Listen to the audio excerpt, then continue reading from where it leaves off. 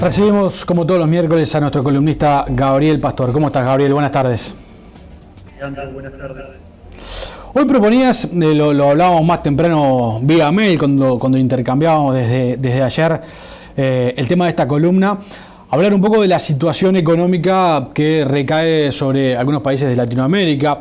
Y tú me comentabas de un informe de la agencia Reuters que advierte sobre la situación en varias economías del continente, que combina tasas de inflación relativamente altas, desempleo en ascenso y una caída en la actividad económica, una situación bastante pesimista.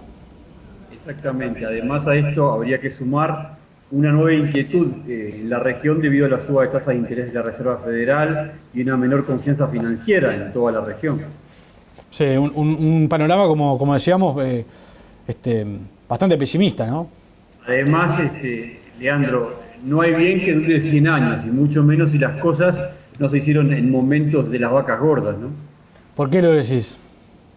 Y bueno, a mí me parece hoy, siguiendo a lo que ocurre en América Latina desde Bogotá, escuchando y leyendo lo que dice el ministro de Economía, leyendo hoy en el portal del Observador lo que dijo el economista Gabriel O'Donnell, realmente cuando uno hace un repaso de todo eso dice, la mayoría de los gobiernos de América Latina, por no decir todos, no han aprovechado la bonanza de la última década o década y media para proyectar en serio la región, me parece a mí. Seguimos envueltos en los mismos problemas de fondo, aunque con una economía que tiene más fortalezas que en el pasado. Hay menos pobres, más clases medias, más trabajos, pero seguimos teniendo un grave problema de la economía y también de la política. El ministro Astori, como dije anteriormente, asumió la cartera de Economía con una agenda vieja, porque los problemas son viejos y no se encuentra una solución de fondo. Repasemos brevemente. El Mercosur no sirve.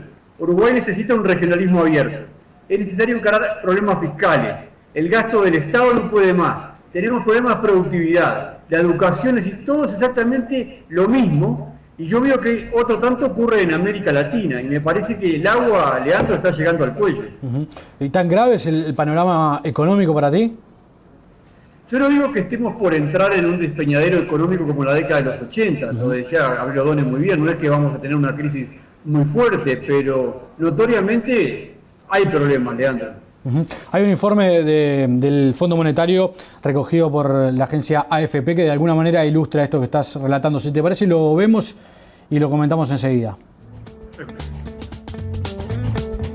Un peor desempeño de las economías de Brasil, Ecuador y Venezuela obstaculizará el crecimiento en América Latina. Según el Fondo Monetario Internacional, la expansión económica de la región será solo del 0.9% en 2015.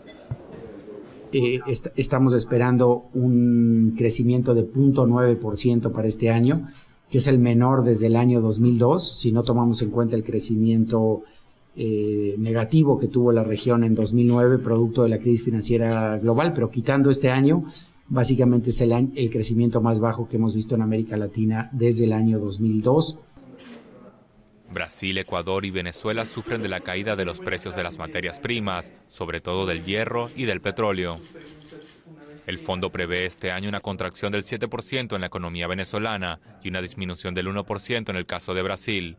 El informe dado a conocer en la capital chilena es una ampliación de las perspectivas globales que el fondo entregó hace 2 semanas, en la que se abunda sobre el devenir de las economías latinoamericanas.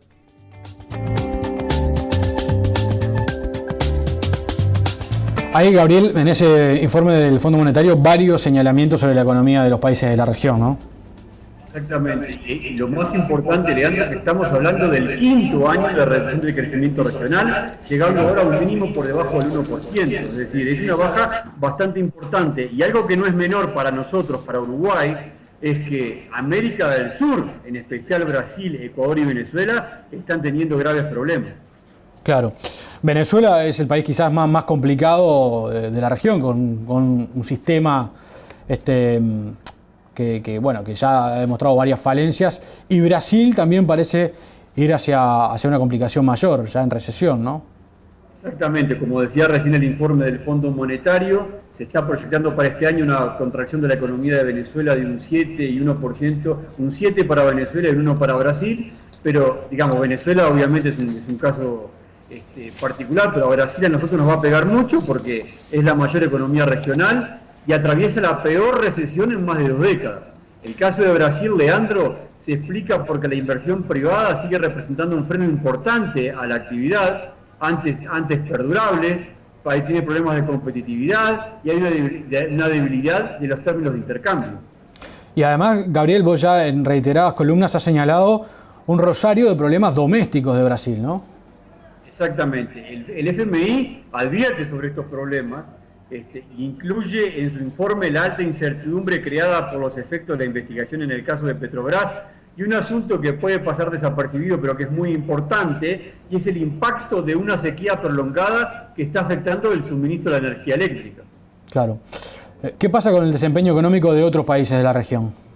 Y bueno, ahí tenemos el caso de Argentina, que también está muy complicado, va a caer otra vez este año un 0,3% en 2015, Ecuador se va a desacelerar un 3,6%, perdón, de 3,6 en 2014 a 1,9 en 2015, Chile también va a tener algún problema, Perú parece interesante porque pasaría de 2,4 a 3,8 en 2015, Colombia también crecería por encima de la media, pero en fin, hay problemas en la región en el punto de vista económico.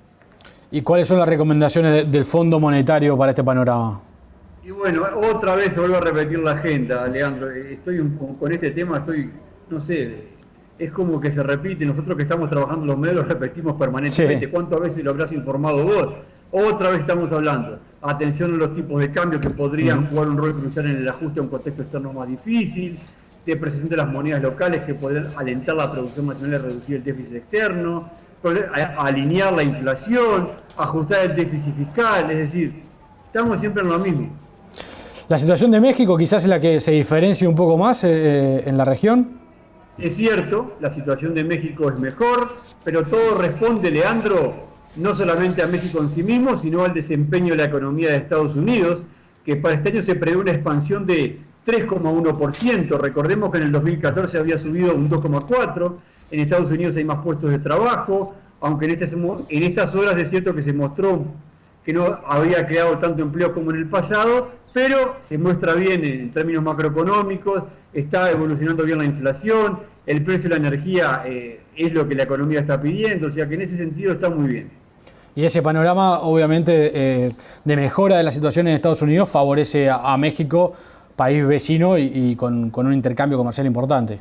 Notoriamente, México, Leandro, se beneficia por los vínculos que lo unen a Estados Unidos, de donde recibe un importante número de remesas y hacia donde envía un alto porcentaje de sus ventas al exterior. Claro. Y simplemente esto, este año se piensa que México va a crecer un 3%, el año pasado había crecido un 2,1%. Ahora, Gabriel, decías al principio que también a todo esto se suman problemas de orden político, a la situación de la economía se suman dificultades políticas. Y bueno, y esto me parece, Leandro, que es un tema que te deberíamos haber prestado más atención, y acá hago también un tirón de oreja para los medios, para nosotros los periodistas, que vamos, no digo repitiendo, pero hay una agenda permanente de la década de los 90 respecto a la economía por encima de la política, ¿no? Yo diría que la expresión más adecuada en este momento para mí sería hablar de los graves problemas institucionales que se arrastran desde hace muchas décadas, y en algunos casos me parece que se trata de problemas muy históricos, ¿no? Sí. Si te parece, vemos un informe sobre el último informe de Amnistía Internacional, justamente sobre la situación compleja en varios países del mundo y en particular en Venezuela. Muy bien.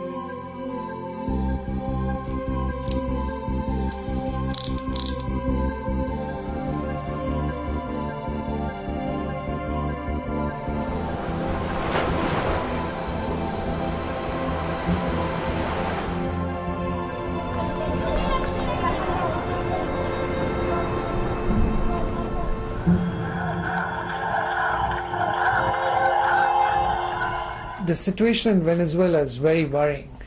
The country appears to be on the brink of a human rights abyss.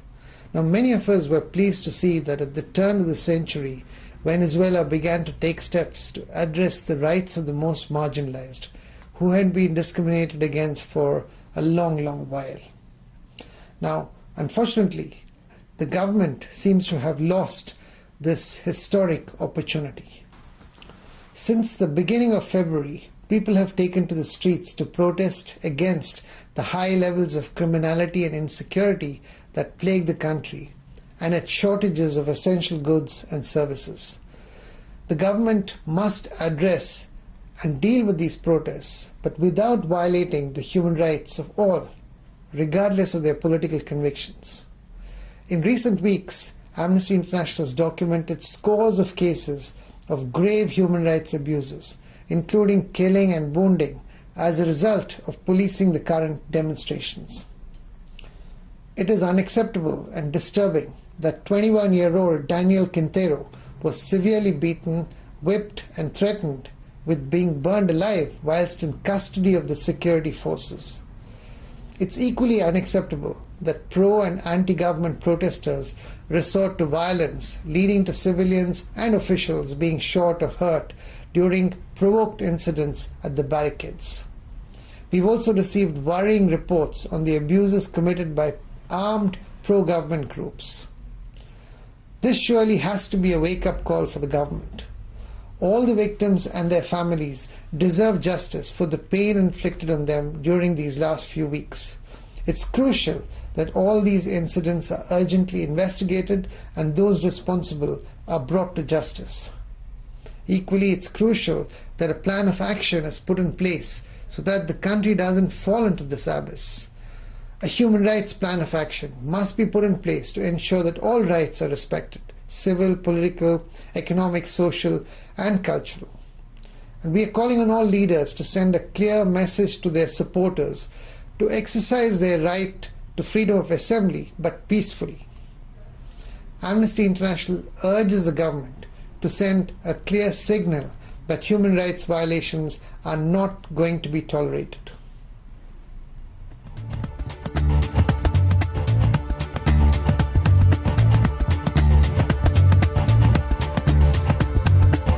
Es realmente impactante, Gabriel, cómo Amnistía Internacional, que era un organismo indiscutido para la izquierda latinoamericana hasta hace muy poquitos años, hoy es ignorado absolutamente porque está señalando lo que sucede en Venezuela, ¿no? Totalmente. Y lo interesante de los dos informes que pusiste al aire ahora, es que cuando uno habla de los conflictos mundiales, a veces no presta atención a América Latina. Está pensando en Siria, está pensando en los problemas en Europa, y no está pensando en lo que está pasando en América Latina, y al poner estos dos videos juntos, queda claramente establecido que en Venezuela y en otros países de América Latina estamos teniendo problemas muy graves en materia de derechos humanos, como bien señala el principal referente de Amnistía Internacional. Claro, sí, sin duda. Lo que quería decirle, Leandro, si me permitís, sí. Yo veo que después de la crisis de la deuda externa en la década de los 80 en América Latina, yo diría que hubo una gran coincidencia intelectual entre organismos internacionales de crédito, gobierno, los grandes países, medios de comunicación, es que el problema de la región era económico. Claro. Luego, obviamente, que los países empezaron a establecer regímenes democráticos. Y hubo notoriamente un sesgo económico que nos impidió, me parece a mí, ver otros asuntos que eran de igual de prioritario, como es el de la institucionalidad de un país. Por ejemplo, México, para poner un ejemplo, hoy está mejor económicamente, los mercados están aplaudiendo las reformas de Peña Nieto, pero está realmente presidiendo un Estado fallido. Colombia, este año, como decía anteriormente, va a registrar una tasa de crecimiento por encima del promedio de la región, pero hace 50 años que está en guerra. Y bueno, y ahora veíamos lo de Venezuela. Entonces, la práctica de la tortura, los riesgos de combate militar a la delincuencia, son algunos de los desafíos de los derechos humanos que enfrentan las Américas y que tienen muy preocupado a Amnistía Internacional. Y es por eso, como decía recién muy bien su referente mundial, está abriendo una oficina en México para atender las urgencias del continente. Amnistía Internacional está muy preocupada por por la situación de los derechos humanos en esta parte del mundo, y entonces, bueno, tiene que focalizarse acá. Y entre las problemáticas que está planteando, está hablando de la respuesta militar a la inseguridad. Esto ha empeorado notoriamente los problemas de la región porque afecta a la población más vulnerable. La región, dice Amnistía Internacional, está enfrentando prácticas de tortura generalizada, frecuentes ataques contra defensores de los derechos humanos, desapariciones, ejecuciones extrajudiciales, criminalización de manifestaciones pacíficas, discriminación y violencia contra afrodescendientes, migrantes, mujeres, niñas. Es decir, es una situación muy complicada, al punto que Khaled Sheikh, que es el secretario general de la Amnistía Internacional que acabamos de escuchar, decía: los gobiernos y líderes de América Latina tienen muy bloqueada la retórica de los derechos humanos. Reconocen realmente que es muy importante, pero francamente está haciendo muy poco sobre el tema, ¿no? El activista ha subrayado en estas horas que pese al desarrollo económico del continente, la impunidad es la norma e impera un sistema en el que solo la gente con recursos económicos tiene acceso a la educación, a la salud, a la seguridad. Y esto desde Brasil hasta Estados Unidos, pasando por México, Venezuela, hay manifestaciones de descontentos por la impunidad, situaciones de corrupción. Es una situación realmente muy alarmante, Alejandro.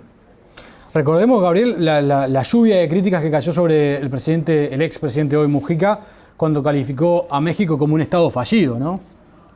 Es cierto, Leandro, hiciste muy bien en recordarlo, porque además lo obligó al propio Mujica, si yo mal lo recuerdo, a retractarse. Sí, claro. No había querido decir eso, fue algo así, ¿no? Sí, efectivamente. Y notoriamente a mí me parece que tiene razón, porque está pasando eso. Esta semana un columnista del Financial Times que se llama escribió el martes 5 un asunto vinculado a México y a otros estados latinoamericanos, y decía: corrupción, caudillo y conflictos. Este año se perfila para brindar una América Latina sacada directamente de Hollywood. Lo escribe para explicar el drama de la delincuencia y la corrupción en Centroamérica y en México, pero bien podría extenderse a otros países de América Latina. Ahora, Leandro, los organismos internacionales de crédito empiezan a decir que es muy importante el fortalecimiento de las instituciones democráticas. A mí me parece que le vendría muy bien a América Latina un baño de realidad, aceptar que realmente hay estados fallidos en la región, que los gobiernos no ofrecen garantías en el cumplimiento de los servicios básicos de una sociedad moderna. Esto se ha reflejado en que muchos estados han sufrido una pérdida del monopolio del uso legítimo de la fuerza, y que está menoscabada, me parece a mí, también la autoridad de los gobiernos que han sido elegidos democráticamente. Por eso yo digo, esta combinación, Leandro, de una economía en declive, en un momento que empiezan a aparecer problemas políticos o institucionales importantes, me parece que es una combinación nefasta. Es cierto que algunos gobiernos están empezando a aprobar algunas reformas para atacar este problema, pero como dicen algunos analistas, esto va a paso de elefante. Está el caso de México, que está tomando medidas, también Brasil está tomando medidas. Ojalá que esto no sea tarde, Leandro, y que no sea tarde sobre todo para evitar que otra vez empecemos a hablar como en el pasado, que dejamos perder otra década para apuntalar el desarrollo en el largo plazo. Muy interesante, Gabriel, tu enfoque de hoy. Realmente es un tema que está en el debe en la región, que ha avanzado en muchos aspectos, pero tiene en el debe un avance de la formalidad política de los estados que queda cada vez más en evidencia. Te mando un abrazo. Leandro, lo que yo digo es: ¿de qué sirve que un país crezca económicamente y que eso en algún momento se va a distribuir si yo después no me puedo desplazar, si me van a matar, si opera el narcotráfico y no puedo desplazarme como un ciudadano de ese país? ¿De qué me sirve tener una economía que crece en esas condiciones? Sin duda, Gabriel, coincido. Gracias, te mando un abrazo y nos reencontramos la semana próxima. Gracias, Leandro, un fuerte abrazo.